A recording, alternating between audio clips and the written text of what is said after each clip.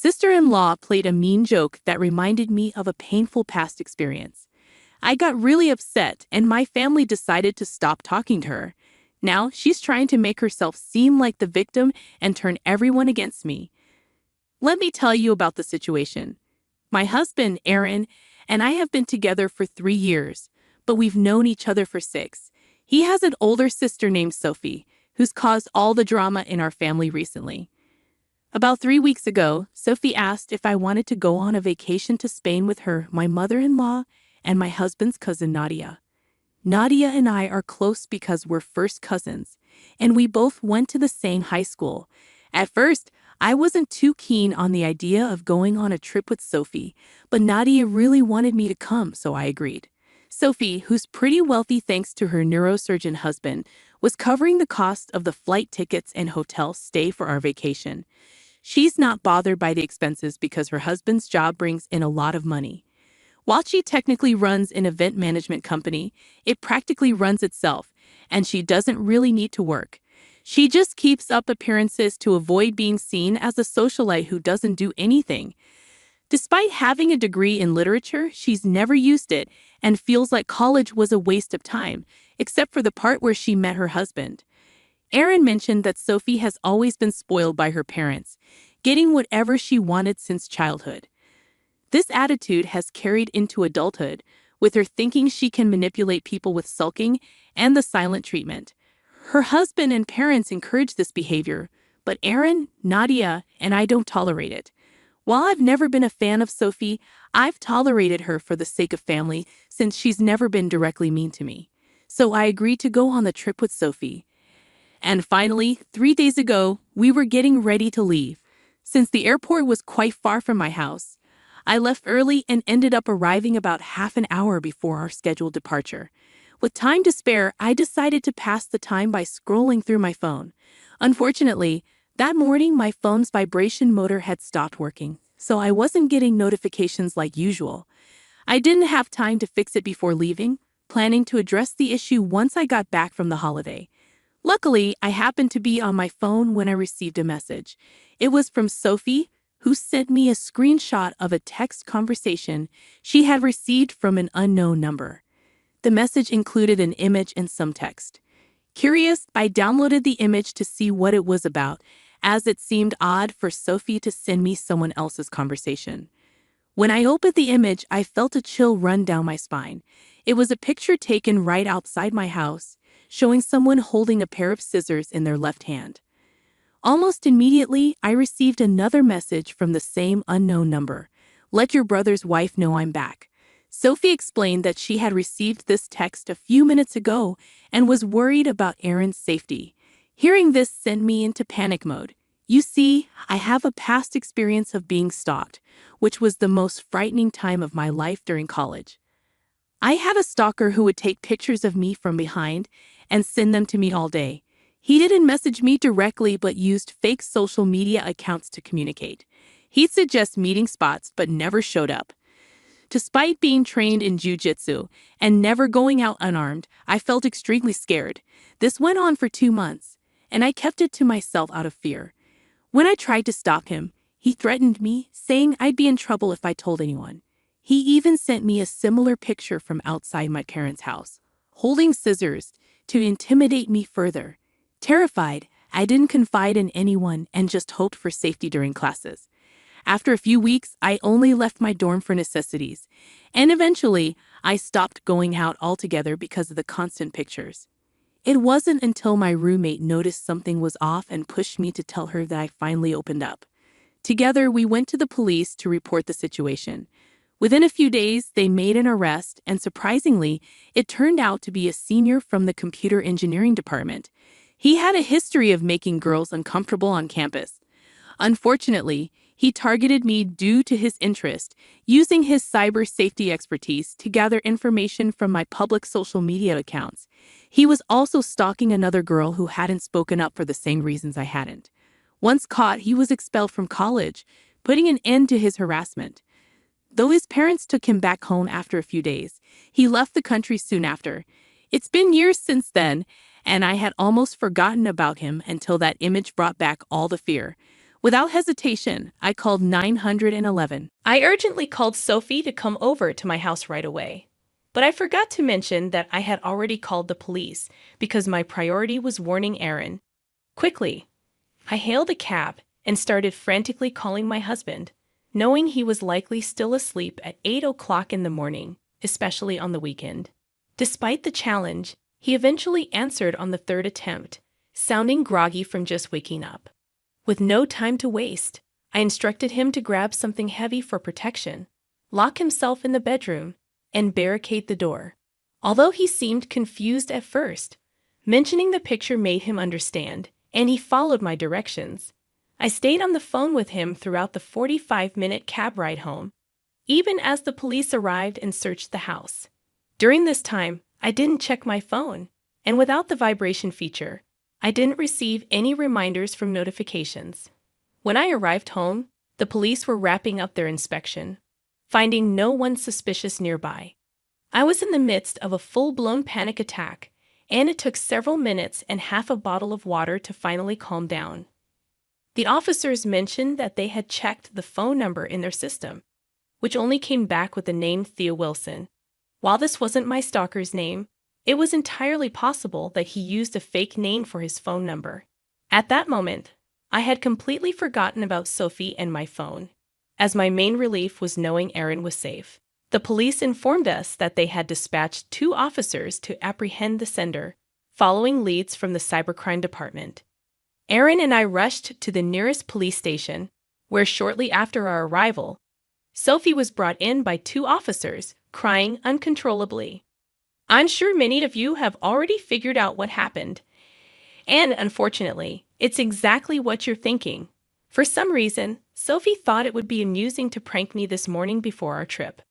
A few days ago, she met a friend of mine from college, and during their conversation about families, my past stalker came up. This incident had made me somewhat infamous around campus, and despite not enjoying the attention, it seemed to have stuck in people's minds. After learning about my stalker, Sophie decided it would be funny to prank me on the morning of our flight. She used a phone number she had obtained a few days ago under a fake name specifically for this purpose. She texted herself an image that she had taken a few days prior, right in front of our house, holding scissors with an outstretched arm. Looking back at the photo, I realized the hand didn't belong to a man at all. Sophie had gone as far as removing her nail polish, making it difficult for me to notice in the midst of my panic. Fear clouded my judgment, causing me to overlook key details that hinted it was all a prank. But in the end, the trauma from my college experience overshadowed everything. The thought of reliving it terrified me, especially when Aaron's safety was at stake. It wasn't a laughing matter. Our ordeal ended with an embarrassing trip to the police station, where Sophie received a warning. Aaron and I had wasted time and energy worrying about my stalker's return when there was nothing to fear. Leaving the station, I was seething with anger. I'd unleashed my fury on Sophie for over 15 minutes, not caring as she broke down in tears. She had belittled something deeply traumatic and frightening for me, and her foolishness had embarrassed us all. She could cry all she wanted, but I refused to feel any sympathy. Aaron and I drove home that day, and during the ride, I filled Nadia in on the debacle. Even she decided to cancel the trip because, let's face it, nobody wants to spend time with someone as thoughtless as Sophie. The whole day was a struggle as I tried to calm my nerves after the chaotic morning and the lingering fear from the stalker scare. Even after learning it was just a prank, the terror lingered, bringing back memories of the darkest time in college. I kept mostly to myself that day, only speaking to Aaron and Nadia. I switched off my phone, needing a break from the chaos. It wasn't until 2 days later that I discovered my inbox flooded with messages from my mother-in-law and Sophie, accusing me of overreacting to the prank and influencing Nadia to cancel the vacation. I hadn't instructed Nadia to back out. I had only shared what Sophie had done. Her decision was her own, yet Nadia and Aaron managed to rally the family against Sophie, including her own father. Despite their belief, I hadn't spread any word about the incident. It was Nadia and Aaron who informed others, leading to the family's decision to cut ties with Sophie. They claim I owe Sophie an apology for what they see as a harmless prank, but the consequences she faces are real and painful. She's facing consequences from her own family, and now she's painting herself as the victim. After reading their messages, I discussed it with Aaron, who assured me there's no need for sympathy towards her.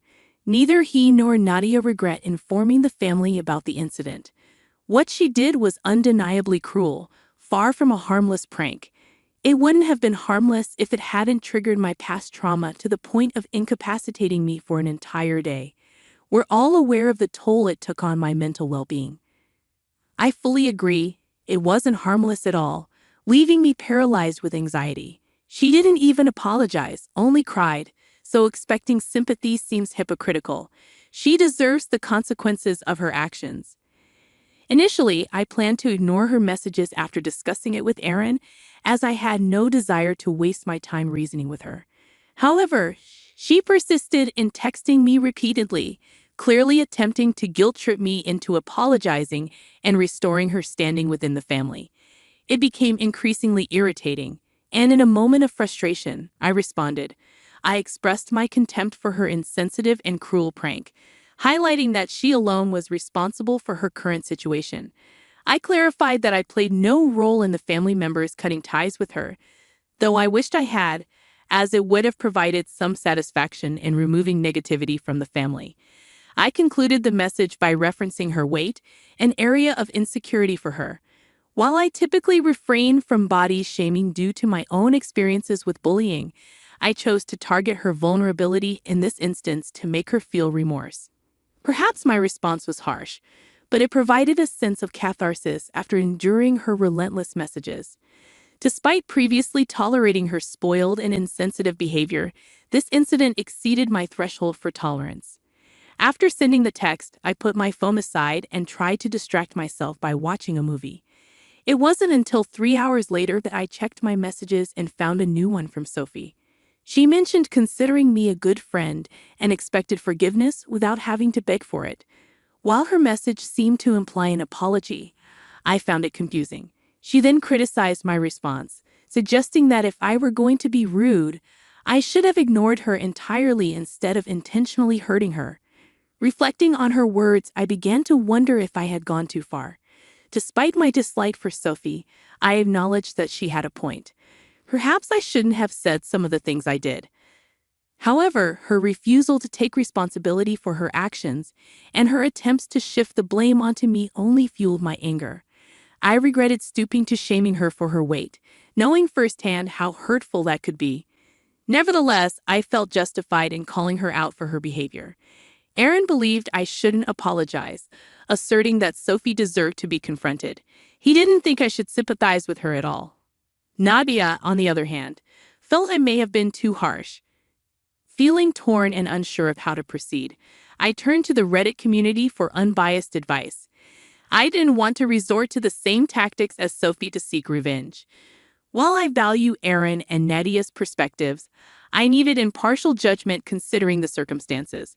So I'm here seeking guidance after Scylla, in her attempt to prank me, inadvertently belittled my past trauma, prompting me to insult her insecurities about her weight. Update 1. I've taken in all the feedback from the comments on my original post, and while I appreciate everyone's viewpoints, I couldn't shake off the guilt I felt about my comment regarding Sophie's weight. So I decided to apologize to her for that specific remark. I stand by everything else I said, but attacking someone for their appearance didn't sit right with me, especially knowing firsthand the pain of being bullied for things beyond my control. I sent the apology just 5 minutes ago, although she hasn't opened it yet. Regardless, I'll be okay, even if she doesn't accept it, because I know I did what I could to make amends. As for my mother-in-law, I'm not on speaking terms with her. It baffles me why she rushed to Sophie's defense when she knows her actions were wrong. Her texts were all about understanding my frustration, but then she expected me to apologize to Sophie, which doesn't add up. It feels like she's trying to guilt-trip me into feeling sorry for Sophie, but I'm certain she wouldn't have the same reaction if the roles were reversed.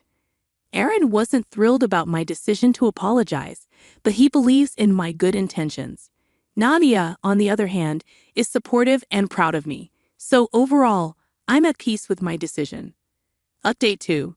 Sophie has just responded to my apology.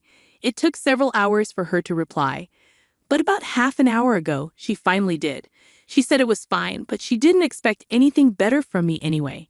Sophie admitted to feeling a bit shocked, but understands that we were never friends and won't be in the future.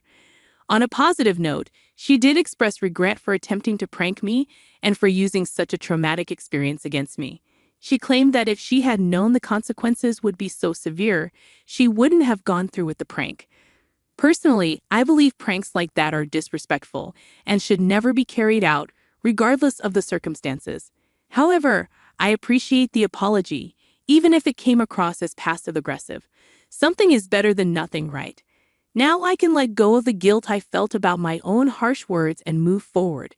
This incident marks the end of Sophie's presence in our lives, and that's the silver lining in this whole ordeal. Update 3. Hi everyone!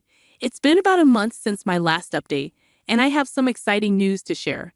Last week, Nadia discovered that she's pregnant.